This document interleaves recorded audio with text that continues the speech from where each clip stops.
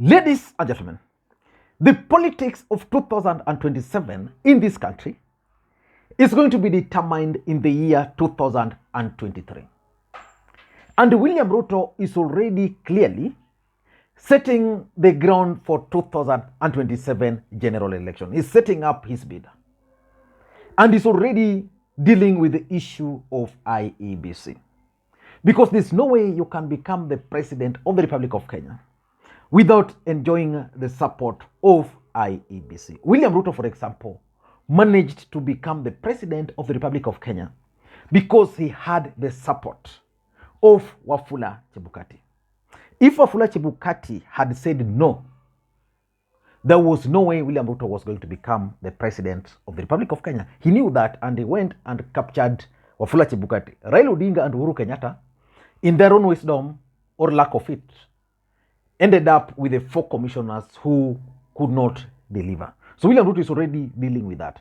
William Ruto is also working on a possibility of betrayal from the mountain. And for those who've been following William Ruto's politics of late, he's also trying something which I'm seeing from far. William Ruto is using Rigathi Gachagua to sustain the anti-Luos and Kikuyu sentiments, or generally is using Rigathi Gachagua to sustain the Kikuyu-Luo rivalry. Because if the Kikuyus and Luos can speak in one term, in one language, there's nothing which can stop them.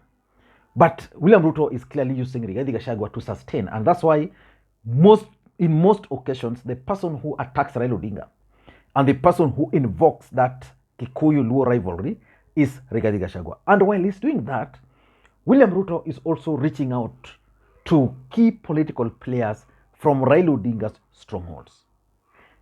Yesterday, William Ruto met with Kisii leaders from the Kisii region, for those who follow the politics of this country. They were led by the Cabinet Secretary, Muchogu, and almost all elected leaders from Kisii. He met them. The other day, which is the basis of this analysis, William Ruto met with loyal leaders. Musalia Mudavadi, Francis Atwoli, Wetangula. You can talk of who is who in terms of lawyer politics. And Rigathi Gachagua stormed that meeting. He was not invited. That's the credible information I have. And indeed, I also wondered why Rigathi Gachagua was present at that meeting. Because William Ruto has been meeting delegations after delegations after delegations, political delegations. And during all those periods, I've never seen Rigathi Gachagua. For the first time, Rigathi Gachagua was present. Why do you think Rigathi Gachagua stormed that meeting? Just take the next 5 minutes or 3 minutes. I'm going to explain to you why Rigathi Gachagua decided to storm the meeting. Before we do that, for those who are watching this channel for the first time, please take a second or two, click that subscribe button so that next time we produce a video like this, YouTube will automatically notify you. And to the subscribers, I want to continue thanking you guys for your continued support, because without that support, this channel cannot be where it is. Yesterday, I met 2 gentlemen. One is Alex from Germany. He's back in the country. So at least it's good meeting people on the streets here, and they appreciate the work you do. He told me that most people in Germany actually use my channel to understand the politics around. I also met another gentleman here who stays in Kisumu here. I was surprised that I'm in Kisumu.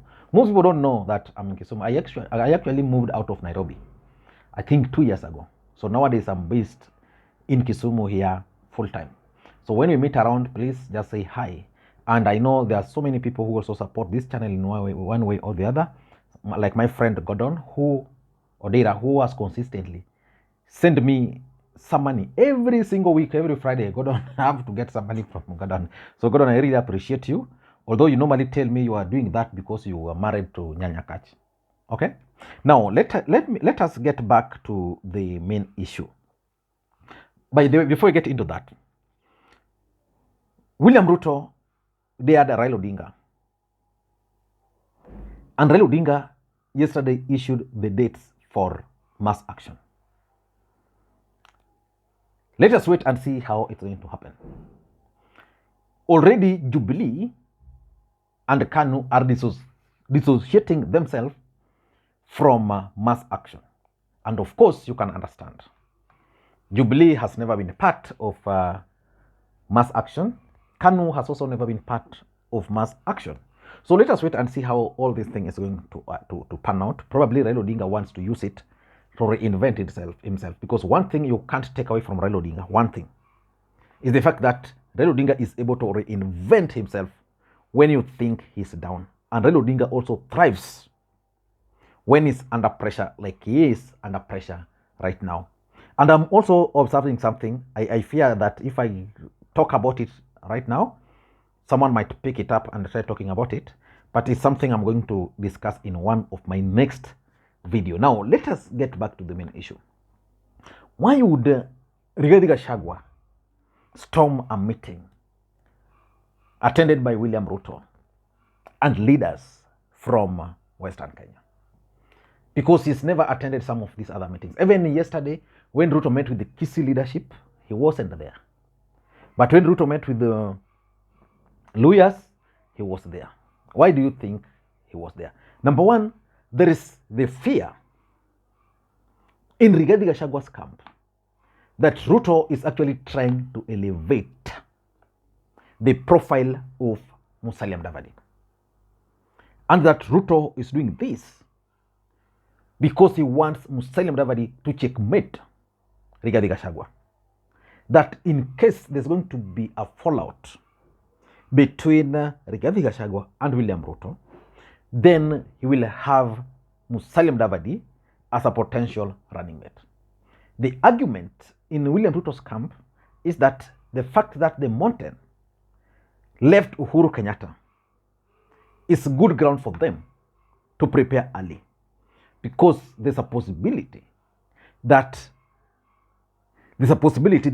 Ruto can be betrayed also. So they are laying the ground for a possible Musalia Mudavadi's running mate. Rigathi Gachagua is not taking those stories lightly. So when Ruto was meeting with the Western Kenya leaders, Rigathi Gachagua got wind. He had to be present. That's number two. Rigathi Gachagua is also trying so hard to take away any limelight from Musalia Mudavadi. You know, Musalia Mudavadi is trying to consolidate Western Kenya. William Ruto is also trying to help Musalia Mudavadi consolidate Western Kenya. And he's doing that he wants Western Kenya to be under one leader, Mudavadi. But the results from the last election is actually betraying Musalia Mudavadi. And that is what is giving Rigathi Gachagua the courage. Because Rigathi Gachagua actually believes that he delivered the entire Mount Kenya to Ruto. He's actually forgetting that Ruto made Rigathi Gachagua.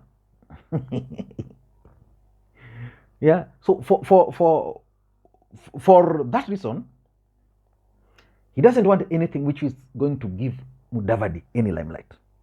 If, for example, Ruto met with those loyal leaders and photos came out and Atwoli was present, all of them were brought together. Someone like Emmanuel Wangwe, who was one of the key pillars of Raila Odinga, was present there.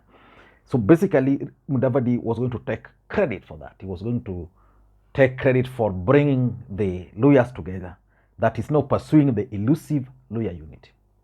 Rigathi Gachagua didn't want that. That's why he was present. And though he was present, I don't think he managed to achieve that objective of taking the limelight from Musalia Mudavadi. Number three, Rigathi Gachagua is also storming those meetings because he wants to send a message to Ruto that if you have any monkey business up your sleeves, please, I'm not going to take them. I'm not ready for them. I'm going to be very keen. I'm going to follow each and every move you take. So William Ruto now understands who Rigathi Gachagua is. And I'm sure is not going to play with Rigathi Gachagua, because Rigathi Gachagua has actually proven over time that he's not a pushover. He dealt with Uhuru successfully. He has thwarted attempts by Ruto to sideline him. In fact, the other day I was talking to a friend of mine here, and he was telling me how one of those allies of Ruto from the Kikuyu nation is now very bitter that William Ruto is no longer picking their phone calls. Someone was telling me that. He's a former member of parliament. And I was shocked that the headline today in one of the dailies is that William Ruto actually called some of these people. So maybe William Ruto is calling specific ones and ignoring others. Because I was even reading in the newspapers that one of the members of parliament for Kipipiri, the lady who kicked out Kimunya, was lamenting that, some road there was stopped, and he's been trying to place phone calls due to who, it's not working, So he's warning Ruto that I'm all eyes. Lastly, Rigathi Gachagua is doing all this to thwart any move by Ruto to undermine him. The truth of the matter is that